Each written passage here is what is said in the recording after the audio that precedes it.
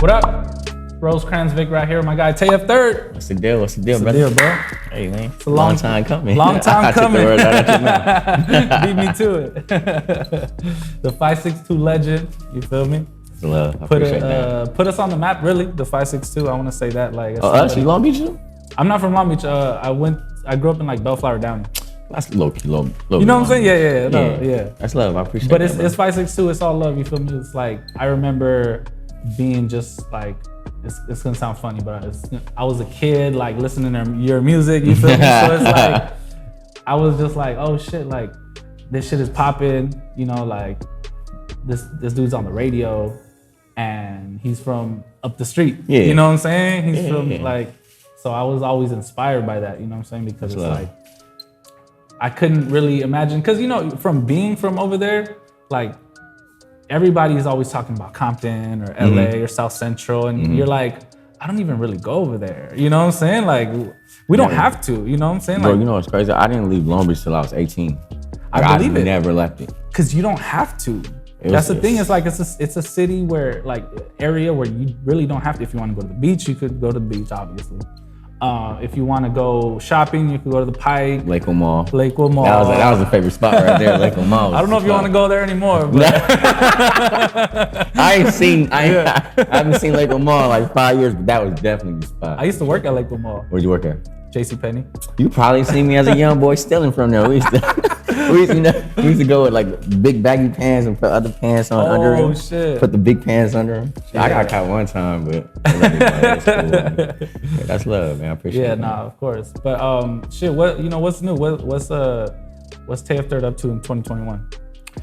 You know, I'm just trying to check off my bucket list from 2020. I felt like 2020 was just like a loss of a whole year of my life. Yeah. So I'm just doubling back on that. But besides that, I'm just trying to get my mental right. Become a better person. Yeah. Just overall, I feel like you focus on the inner, it translates to the outer. You know what I'm saying? Like, for sure. I was just having a conversation about that. Somebody asked me, they was like, do you change up on, when you change up on how you feel, is it because of the music or just because of, you being a human? It's like, nah, I think growth comes from being a human, just being a regular person, and the music would come after that. Because obviously everything's gonna coincide with each other. No, absolutely. Yeah, I've just been trying to focus being better, but I'm definitely gonna have to double down on 2020. Yeah, no, absolutely. What are some goals that you had like in 2020 that you were like, obviously like the rest of us not able to accomplish? Well, I was supposed to put this album out, Cinderella story, out last year in June, which is my birthday month. Yeah. I couldn't do that because I felt like nobody would be able to enjoy it. It was such like a crazy, disastrous time. Last June, we were still wondering if we were all gonna die. Bruh, really, right? like it's crazy. I had took a plane in June because I was coming back from Boston. Yeah. And like they had me literally sitting by people. Like it was like the roads were filled. Wow. I was like, am I gonna die? Like, am I gonna? Because one of the people that was in my row was from Wuhan. She was like a scientist from out there. She was like some white. Oh hell! Now I would have gotten off the flight. Bro, I wanted to Final so Destination bad. shit. I'm like, yo. Bro, I wanted to go so bad, but it's like I wanted to go home because I was in Boston. And I was like, yo, this is tiring. Like, Boston, I love Boston, but I just had nothing to do out there. Yeah. But yeah, bro, I just wanna. What else for 2020? We had the album. We was doing the tour with Snoop. Oh shit, fire. They cut that off. I was supposed to be in Europe, I think at that time in June. Wow. Shows. Just really just putting out music, new content. Cause like, I think a lot of people judge me off the jerk and stuff, which is cool, honestly. That was a good platform to stand on, but it's like, yo, I don't just make that music. Yeah. I am an emotional artist. Like I'm really attached to this. Yeah. So I guess it's just a lot of that, really. Yeah. And I like that you said that because it's like that growth is like something that a lot of people don't have. And I criticize people sometimes that like only make party music. Like I get it. Everybody needs to turn up and stuff like that. But I think like it would serve them better as an artist to evolve. And it's like, okay, yeah, I make bangers for parties, but I'm also a human being and I have emotions. And we could talk about them on one song on my album or, you know what I'm saying, refer to this or that. Cause it's like a lot of artists that are party rappers, I don't know their fucking story. I have no idea. Do they fucking get sad sometimes? Do they go through heartbreak? Is all they do is fuck bitches and pop pills? Like, I don't know. You know what I'm saying? Like, that's the way they make it seem, but it's like, bro, come on, like, that's not real life. You know what I'm saying? Like, that's like the basis of my art right now. Like, I'm trying to push the boundaries of what we doing on the West Coast. You know, a lot of things that we're doing is, you know, turned up and stuff like that. Of course. And we're always gonna do that. Of course. I mean, that's we kings of that. Honestly, I mean, it started from us. But at the same time, you know, I just wanted to put some emotion into it when a person is not in the party, when he's driving home at 2 a.m. His girl ain't picking up, or his girl's cheating on him at the club, or whatever the case is. Like, I want to put you in that predicament to be like, okay, somebody else felt what I felt. Yeah. Instead of just being like, oh, this nigga's after 1942, he's turned up, of course, going crazy. So I think, you know, that's just a little boundary I want to push. You know, I just want to make, I want to make music that people can be like, oh, I feel that. Yeah. And that's been my whole focus right now, like, literally. Yeah. But which is crazy is because, like, some of the songs that I'm doing like that, they are kind of like, they sound like party songs. Yeah. It's wild. I'm gonna let you hear the album too. Of course. It's wild. A song that I really like that, you know, is kind of speaking to what you're talking about is the song you released with Stupid Young. Never. Yeah. And that song is, I feel like, one of your best songs that I've ever heard. And it's just like, it's real, it got the melody in it, it has all the elements. You know what I'm saying? Like, can you tell me a little bit about that and how you got Stupid Young on it? Well, we know me and Stupid Young from the same city. So that was pretty simple. More so with the song, I was just trying to create a vibe, you know. It's hard growing up in Long Beach. Like, a lot of people that I grew up with ain't here no more. Yeah. And it's like, at this point, I feel like I have so many promises. I can't die. Like, nothing can happen to me, because if something happens to me, it's gonna happen to everybody around me. Yeah. So that was really the basis of the whole song. You know, I really don't write my lyrics. I don't know if you ever noticed that, but I don't write anything. You know, I just be coming up with it. So I was just really saying how I felt. You know, I can't die. I owe my mama a promise. I had a dog. I owe her a promise. Yeah. Like, my friends. Yeah. Even you. Like, I think I owe you a promise too. You know, me, you talking, I was like, no, I gotta do this. I'm gonna do this. I'm gonna do this. You know, it's a lot of promises that I guess that I gave, and I just put it out all on the format on Pro Tools and let it be heard. Yeah, that's dope. At what stage did you kind of like switch? Because you were obviously into the party rapping and everything, and then I feel like there was a switch that you started to experiment more with the auto-tune and really singing, and then finding out that you can actually like hit some notes. You know, you can actually sing. You know what I'm saying? Like how did that happen? And like, who do you credit to like influence, or like how did that come my influence came from my brother Poppy Gordo, which is my engineer / label mate / best friend, partner in crime. But honestly, the real influence came from, like, sometimes when you rap, you just can't say it that way. Yeah. Like, it don't come out the way you portray it as.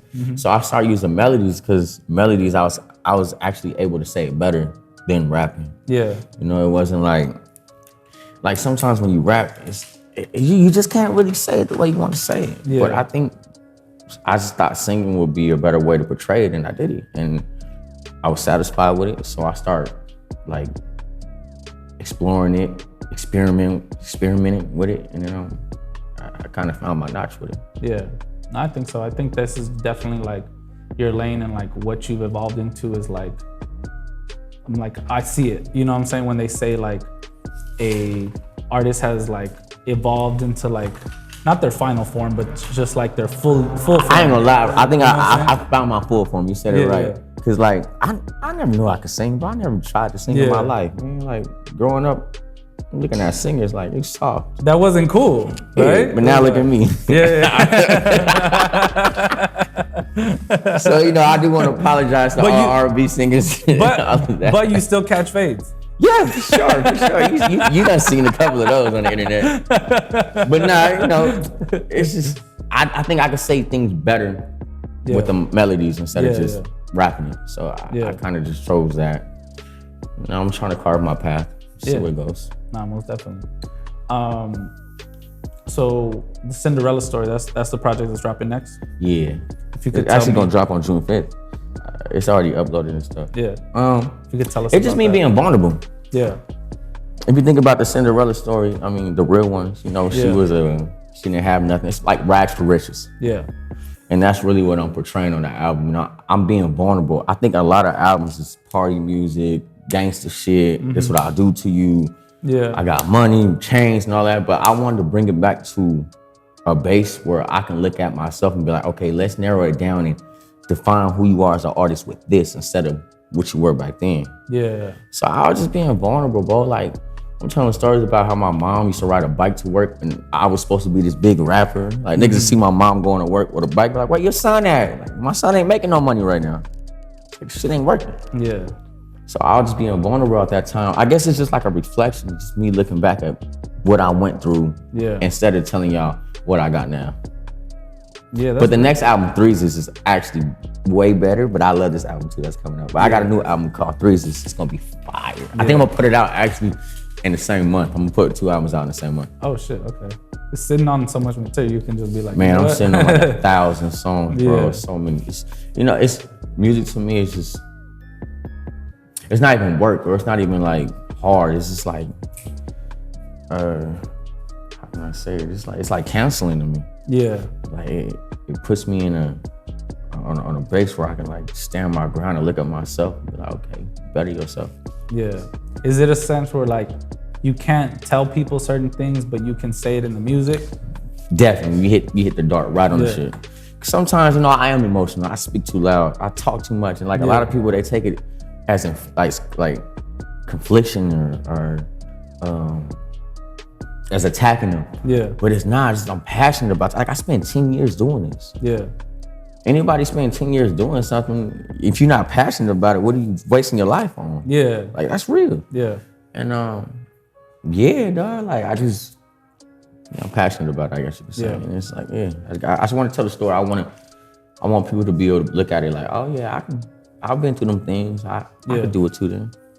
As somebody who's been, I feel like probably on every side of the spectrum, you know what I'm saying? Like, you've been on the come up, you've been on the radio, you've been at a point where you're like, maybe I don't want to make music no more, probably, you know what I'm saying? I've been at that point. To like coming back, like, what advice do you have for like new artists, that start to get a buzz in their city, have a dope song coming out? Like, what advice would you give to them? Create friends and relationships, and don't ever really take a lot of things personal. In this industry, when you take things personal and you react on it, like people react on it, this man's tripping, he's crazy. This man's aggressive, he's violent. And you don't want to put that term out. I kind of been in that term. I think just,